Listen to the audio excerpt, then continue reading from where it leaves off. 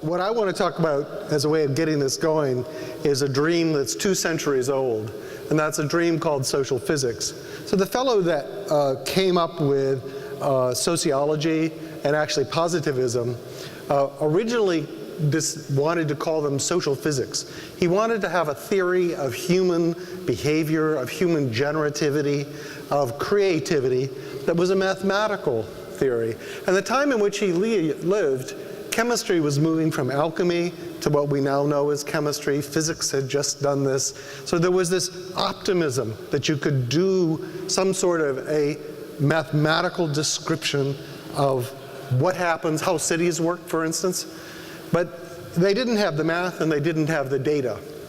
And that's what's different today. And I want to show you a little bit about what's been done there, which I find very exciting. And I'm going to show it to you in the context of designing cities.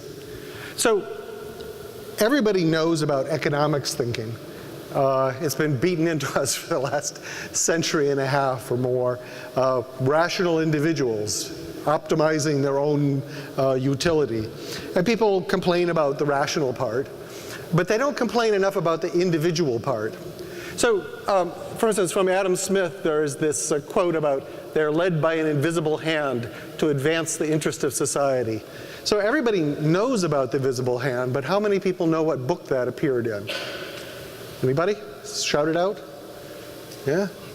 Wealth of Nations is what everybody thinks, which is a book about economics, but it wasn't.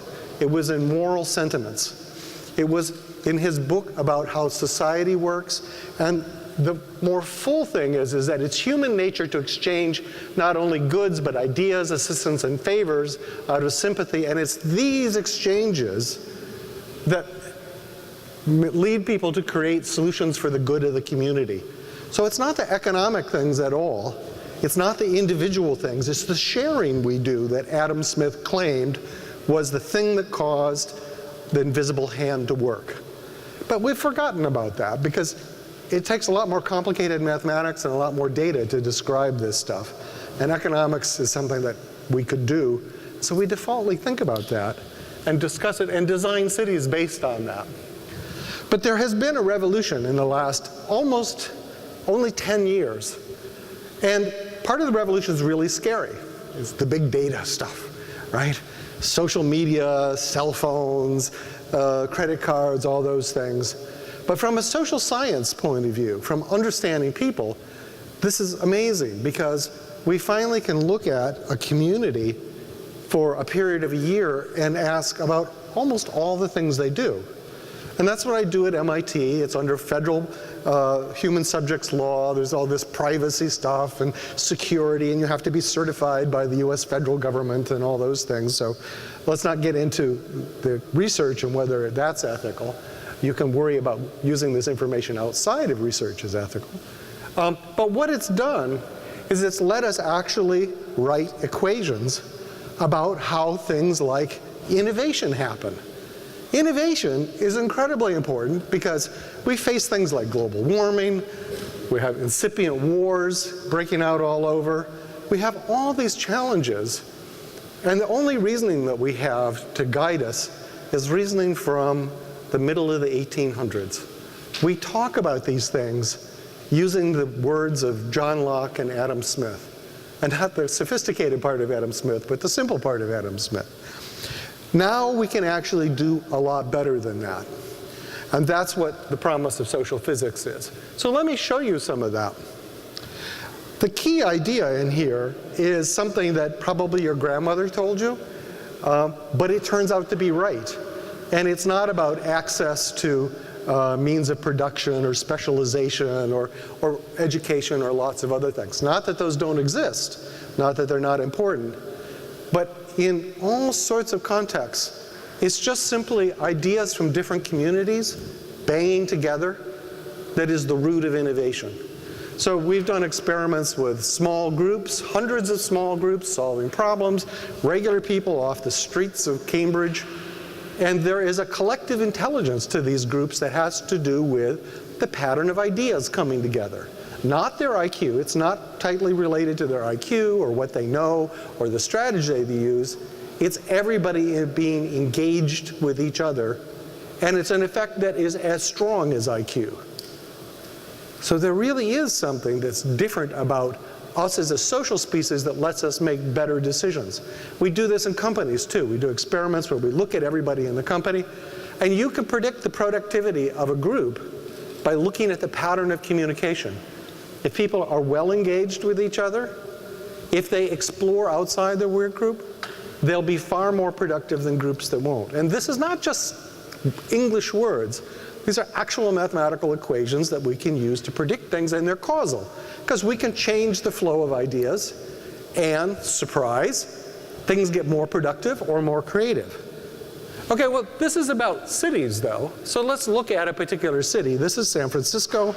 These are people moving around with cell phones. This is from the Exploratorium data.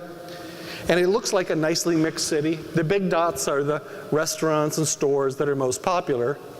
But if you mathematically analyze this, you find that there are subgroups or tribes in there that basically only talk to each other. They're not friends. They're just people who have similar interests. They're communities. They go to the same places. They learn from each other. And as a consequence, they have the same fashion sense, the same sense of, economics. Do we pay back those credit cards or do we screw the man? Those sorts of things. And they share the same diseases. So that's something that's really a fundamental thing, is that we form these little communities by virtue of spending time with each other, doing the same things, even if we don't know each other.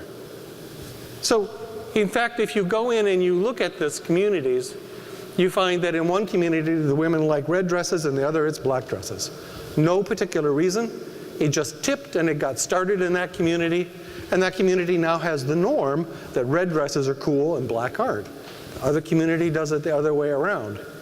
Another community says, paying back the credit cards, this is all just a scam. The man doesn't know you. You just change your name, you move on. So they're bad credit risks. You may like that strategy. Banks don't like that strategy. I'm not going to comment on it. What's more interesting is that another community had 5 times the risk of diabetes, not because of any particular thing they did, but because the ensemble of things, the habits they learned from each other, raised their risks of diabetes by a factor of 5. That's huge. So what this is showing you is that in a city, we have this mixing of populations, this banging together of ideas, where people spend time with each other, where they form communities, they adopt each other's ideas. If they only do that, you end up with this balkanized city where you've got different communities that don't talk to each other, have different ways of operating, and often get in conflict with each other. And you can do some amazing things with this. So this is data that one of my former students, Nathan Eagle, pulled out. So these are all the neighborhoods called town councils in the UK. And you can look at 2 factors. One is, do the people in the community talk to each other? It's like those tribes I showed in San Francisco. And then do they talk outside of their community? So those are the 2 factors. Communities that are isolated with themselves, so they're sort of scared to talk to each other and don't talk outside of their community much, are poor communities, universally. They have shorter life expectancy, lower GDP, higher crime rates, and the babies die more frequently. So you tell me the pattern of communication in your neighborhood, I can tell you with great accuracy what the infant mortality rate is.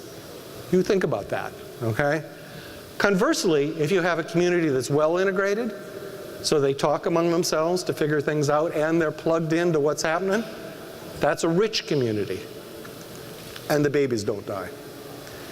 What's interesting is now we're getting evidence that it's not only this relationship that happens, but that it's causal.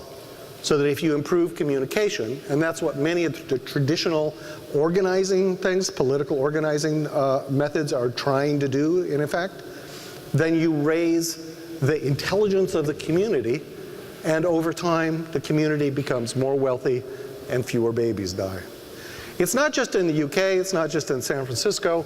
We ran an interesting big data experiment with the United Nations and the World Economic Forum, where I lead one of the groups, where we got Orange, the carrier, to release big data like I showed you for San Francisco that had been anonymized and aggregated, so you couldn't trace it back to individuals.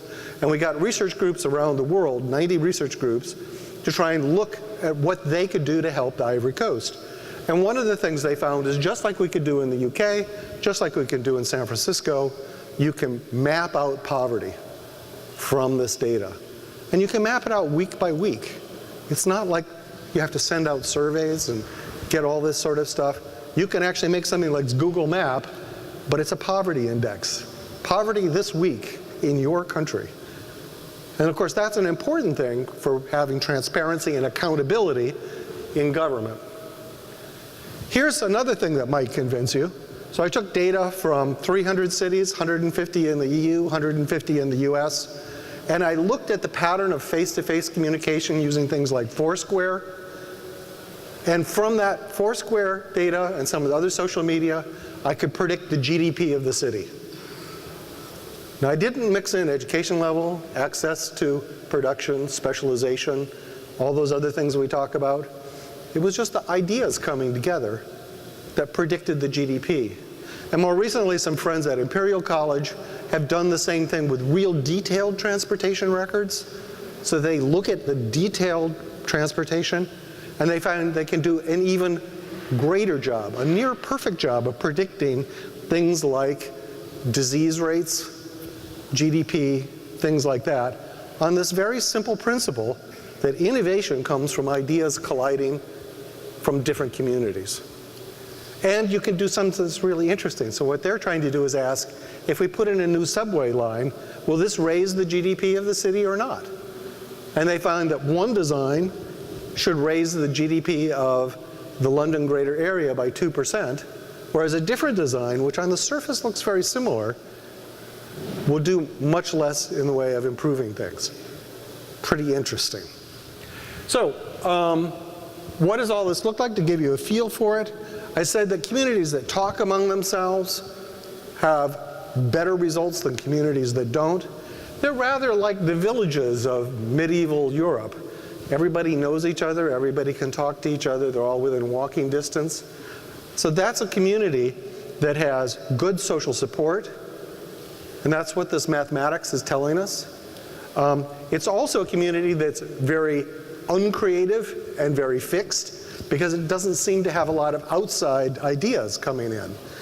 But if you put these little villages together in a thing we might call Paris, what you get is you get the support of the local community and the clash of the different groups and the different ways of thinking, which generates innovation and eventually GDP and other beneficial things.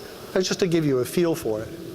And what we're doing now is we're building the tools to do this on a sort of production level. So for instance, this is diversity measurement in Mexico City. This is, at the time it was done, real-time data.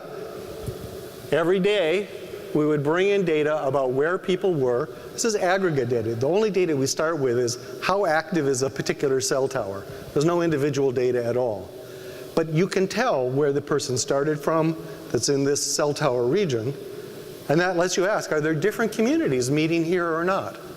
And you see areas that during the day, you get lots of mixing of different ideas, and you see areas where there's not so much mixing going on. So you can actually plot out the diversity, the amount of ideas that are banging together, which will eventually give rise to innovation and better lifestyles. So you can take data like this, and now you can put it into a design medium. And the design medium we have is shown in this next slide. So this is work by Kent Larson and Ryan Chin, who live in the offices next to me. And what it is a simulation platform built on Lego. Now, why is it built on Lego? It's because I can reach in there, grab a whole building, and move it over to another place. I can move things around, and what it does then is that changes the simulation. So you can simulate how people move around, how ideas bang together, how good things happen, just like you did when you were 4 years old, right? You said, oh, what happens if we put the buildings over there? What happens if we put the road here?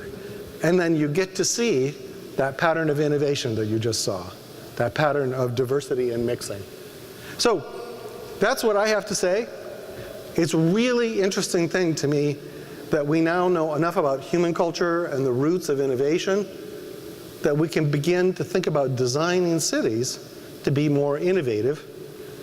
And I think that's what we absolutely need to do if we're going to deal with society's challenges. So, thank you.